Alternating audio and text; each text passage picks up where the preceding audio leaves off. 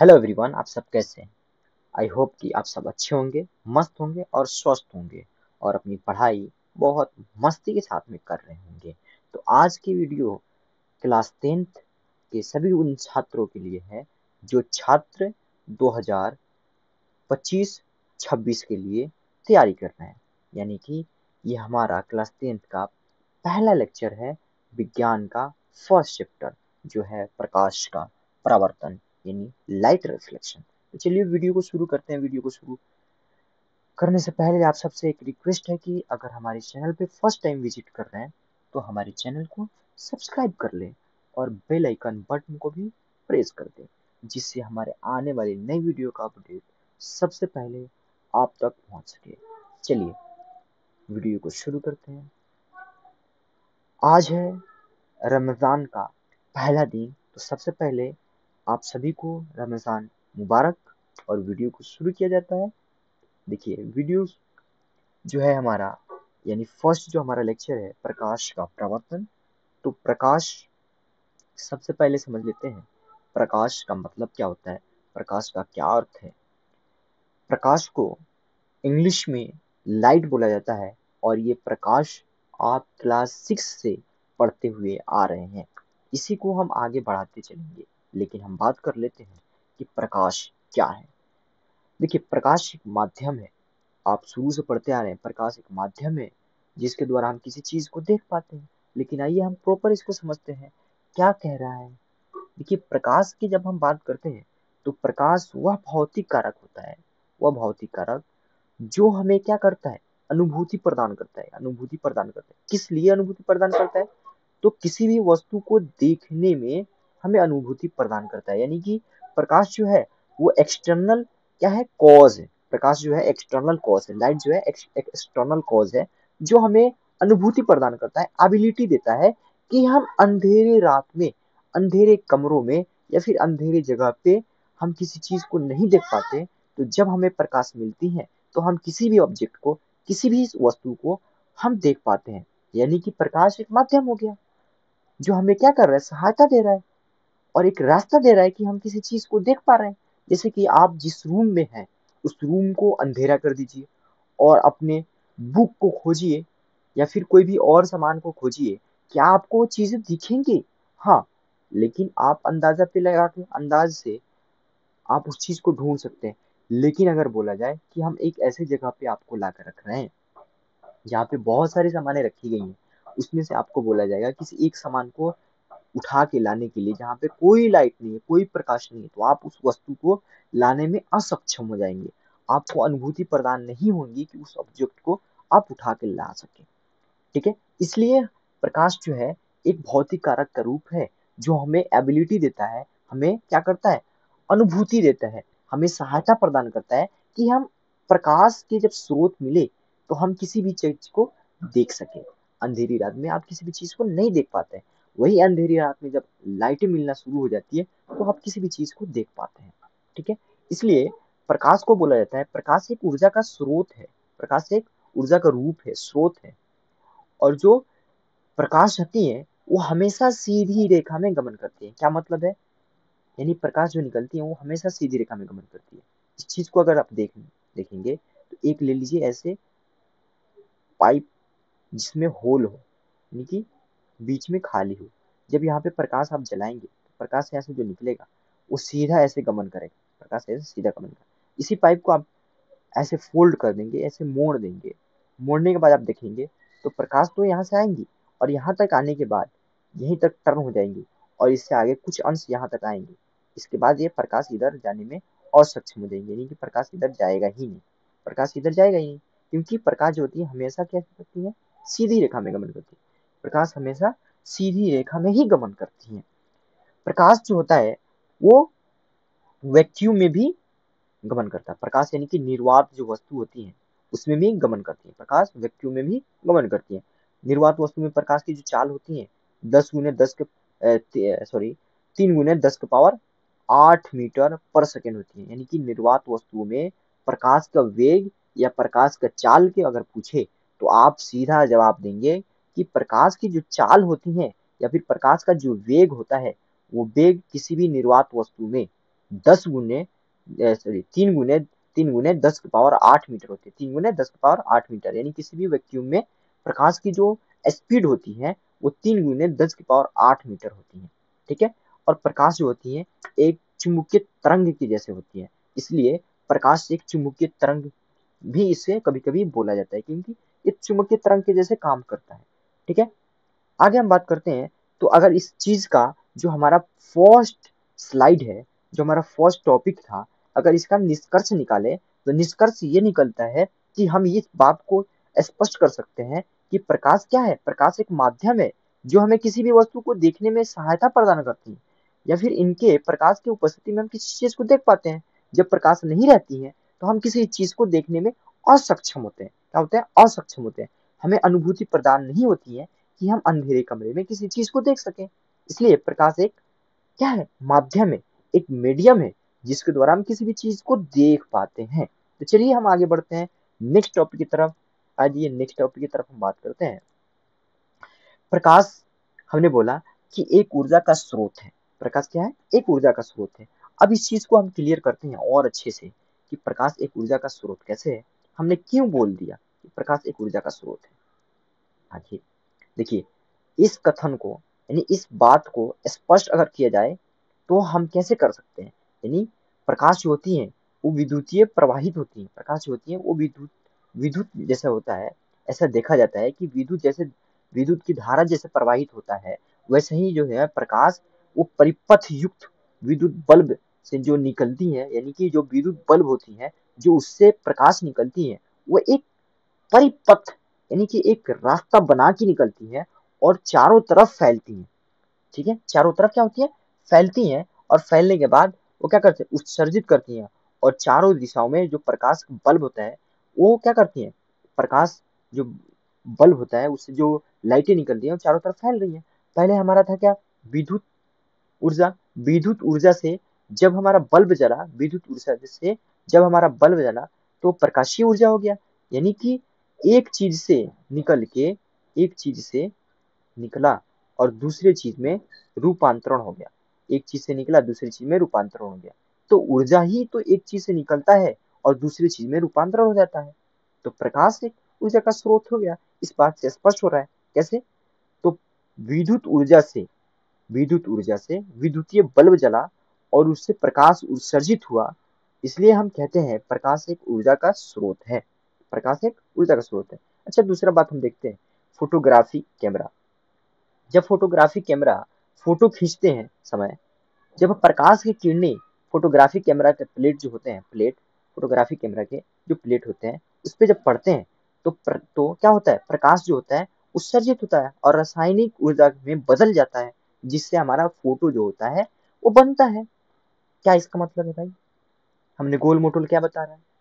आप समझोगे कि सर क्या गोल मोटोल बता रहे हैं, है ना? तो इसका मतलब ये है, जो हमारा फोटोग्राफी कैमरा होता है तो जब उसमें लाइटें जलती हैं, जब फोकस होता है तो लाइटें जलती हैं, तो उसमें जो प्लेट होता है उस प्लेट पे पड़ता है, और प्लेट पे पड़ने के बाद जो प्रकाश होता है वो रासायनिक ऊर्जा में क्या होता है? परिवर्तित हो जाता है।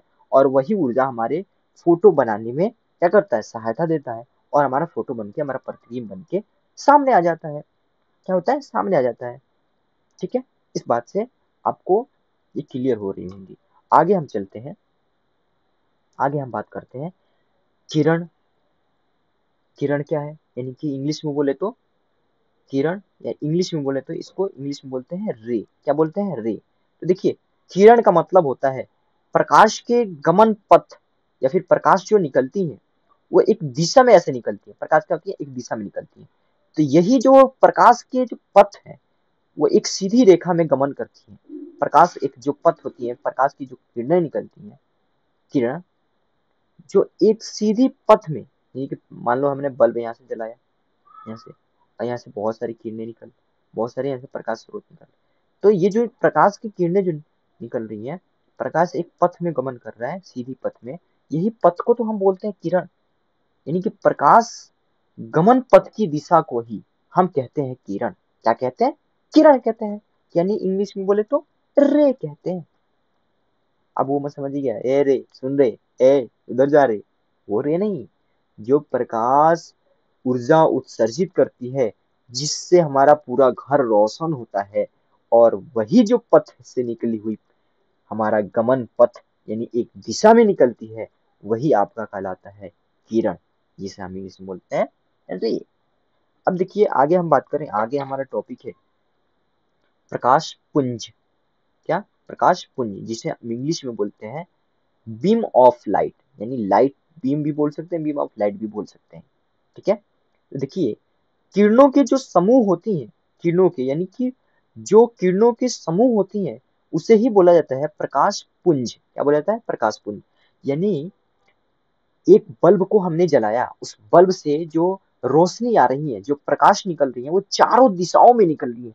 तो जब निकल रही है ना, तो वो एक साथ बहुत सारे किरणें निकल रही हैं, है ना, एक साथ बहुत सारे किरणें निकल रही हैं। तो वही सारे जो समूह निकल रहा है ना, किरणों के समूह, वही आपका कहलाता है प्रकाश पुंज। यानी किरणों के समूह को ही हम लोग बोलते हैं प्रकाश पुंज। किरणों के समूह को क्या बोलते हैं भाई? प्रकाश पुंज।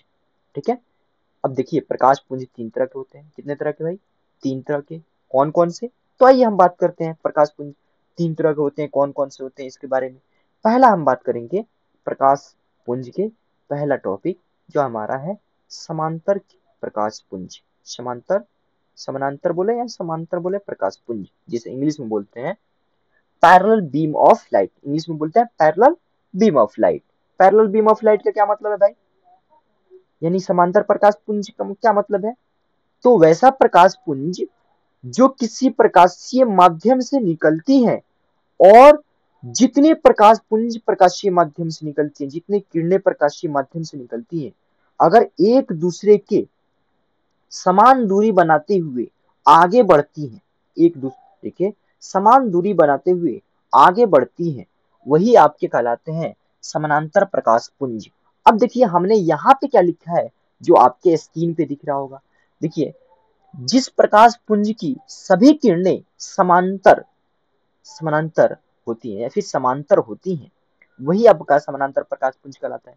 जैसे हमने यहाँ पे एक बल्ब जलाया, इससे बहुत सारे किरणें निकली, एक ये निकल रहा है, एक ये निकल रहा है, एक ये निकल रहा है, और एक दूसरे के देखिएगा, एक दूसरे के सभी क्या है? बराबर निकल रही हैं, और एक दूसरे के सभी बराबर निकलते हुए आगे बढ़ रही हैं, आगे बढ़ रही हैं। तो जो प्रकाश की किरणें एक दूसरे के समानांतर निकलती हैं और एक दूसरे के समान दूरी बनाते हुए आगे बढ़ती हैं, वही आपका कहलाता है समानांतर प्रकाश पुंज।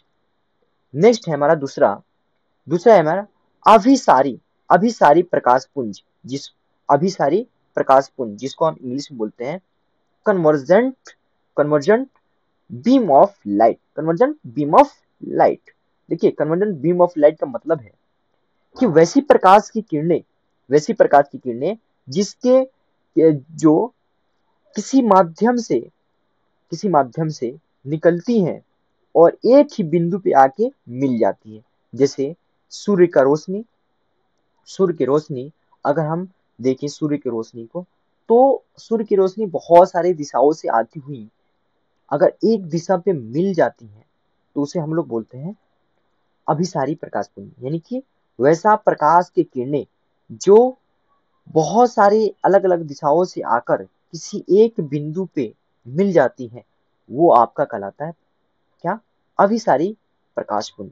अब देखिए हमने क्या लिखा है, जिस प्रकाश पुंज की सभी किरणें एक बिंदु पे मिल जाती हैं उसे बोलते हैं अभिसारी प्रकाश पुंज। इसे संतृप्त, क्या बोलते हैं? संतृप्त प्रकाश पुंज भी बोलते हैं, इसे संतृप्त प्रकाश पुंज भी बोलते हैं। ठीक है, आगे बढ़ते हैं, जो हमारा एक और प्रकाश पुंज के प्रकार है। देखिए यहाँ पे इसका डायग्राम है अभिसारी प्रकाश पुंज का। ये बहुत सारी किरणें आ रही हैं, तीन तीन किरणें आ रही हैं, और एक बिंदु पे आके मिल जाती हैं, एक बिंदु पे आके मिल जाती हैं। तो ये आपका कहलाता है अभिसारी प्रकाश पुंज। यानी कि अलग अलग दिशाओं से आने वाली सभी प्रकाश की किरणें अगर एक बिंदु पे आके मिल जाती हैं, वही आपका कहलाता है अभिसारी प्रकाश पुंज। अब हम बात कर लेते हैं अपसारी प्रकाश पुंज के बारे में। क्या? अपसारी प्रकाश पुंज क्या होता है इसके बारे में, जिसको इंग्लिश में बोला जाता है डाइवर्जन बीम ऑफ लाइट। क्या? डाइवर्जन बीम ऑफ लाइट, अपसारी प्रकाश पुंज। तो वैसी प्रकाश की किरणें जो किसी एक बिंदु से निकलती है और चारों दिशाओं में फैल जाती हैं, उसे हम लोग बोलते हैं अपसारी प्रकाश पुंज।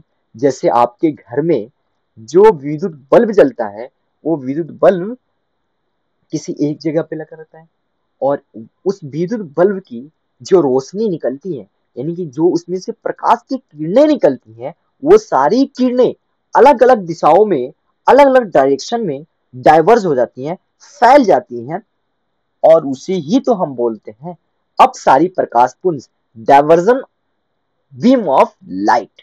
जो एक बिंदु से निकली और चारों दिशाओं में फैली, यानी अलग अलग दिशाओं में फैल जाती है, अलग अलग डायरेक्शन में डायवर्जन होती है, वो आपका कहलाता है अपसारी प्रकाश पुंज, जिसे हम लोग क्या बोलते हैं, diversion beam of light English में। एग्जाम्पल में से हमने क्या बताया, जो आपके घर पे बल्ब लगा हुआ है, या फिर जो सूर्य की रोशनी है, सूर्य की रोशनी चारों दिशाओं में फैलती है, तो इसे हम लोग बोलते हैं अपसारी प्रकाश पुंज। तो आज का वीडियो हमारा इतना ही रहता है, फिर हम नए वीडियो में नेक्स्ट लेक्चर में नेक्स्ट टॉपिक लेके आएंगे। आई होप कि आपको ये जो भी सारी हमने टॉपिक बताया, जो भी सारी चीज को हमने डिस्क्राइब किया आपके सामने, ये सारी चीजें आपको समझ में आई होंगी। अगर आपको समझ में आई है तो आप कमेंट कीजिए, वीडियो कैसा लगा लाइक कीजिए, शेयर कीजिए, और अगर अभी तक हमारे चैनल को सब्सक्राइब नहीं किए तो प्लीज हमारे चैनल को सब्सक्राइब कर लीजिए, जिससे हमारी फैमिली बड़ी होती जाए और आपकी सपोर्ट हमें और हौसला दे, और हम और अच्छे से आपके सामने अगला वीडियो को हम डिलीवर कर पाए। चलिए फिर मिलते हैं नए वीडियो में। Thank you so much.